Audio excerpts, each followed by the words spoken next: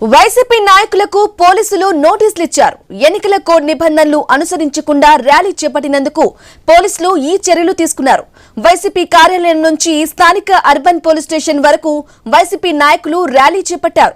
నిబంధనలు అతిక్రమించారని 150 మందిపై పోలీసులు కేసులు నమోదు చేశారు. Pulivendula municipal chairperson Varaprasad, MP YS Avinash Reddy, PA Raghavareddy, market yard మాజీ చైర్మన్ మరికొంతమందికి పోలీసులు నోటీసులు ఇచ్చారు.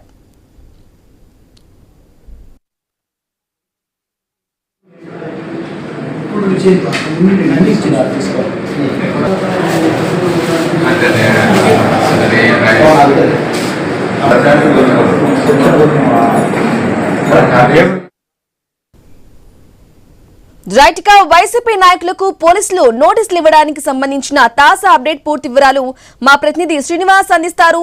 శ్రీనివాస్, చెప్పండి. వైసీపీ నాయకులకు నిబంధనలు, ఎన్నికల కోడ్ నిబంధనలు ఉల్లంఘించినట్లుగా కూడా పోలీసులు నోటీసులు ఇచ్చినట్టుగా కూడా తెలుస్తోంది. అప్డేట్స్ ఏంటి? సాధారణంగా ప్రస్తుతం ఎన్నికల నియమావళి ఉల్లంఘించిన కారణంగా వైసీపీ పార్టీకి చెందినటువంటి 150 మంది పైన కూడా పులివెందుల పోలీస్ స్టేషన్ లో కేసు నమోదైంది.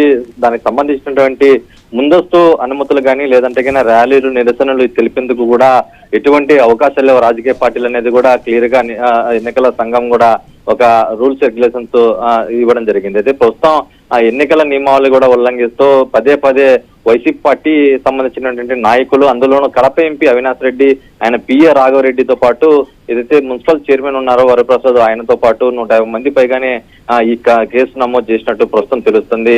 ఏదైతే ఎన్నికల సంఘానికి సంబంధించినటువంటి నేడు ప్రచారానికి చివరి రోజు కావడము, అదే పనిగా ఇరు పార్టీలకు చెందినటువంటి ఒక రకంగా చెప్పాలంటే ఎన్నికల ప్రచారం చేసుకునేందుకు కూడా పలానా ఏరియాలో చేసుకుంటున్న ముందస్తు అనుమతులు తీసుకోవాల్సి ఉంటుంది.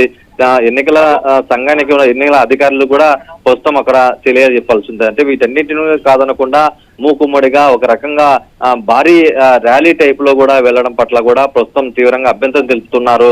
ఎన్నికల అధికారులు ఇచ్చినటువంటి ఫిర్యాదు ఆధారంగా పులివెందుల పోలీసులు కూడా ప్రస్తుతం కడప ఎంపీ అవినాష్ రెడ్డి, అలాగే పిఏ రాఘవరెడ్డితో పాటు మరో 150 నుంచి 170 వరకు కూడా మంది మీద కూడా వైసీపీ కార్యకర్తల మీద కేసు నమోదైనట్టు తెలుస్తుంది.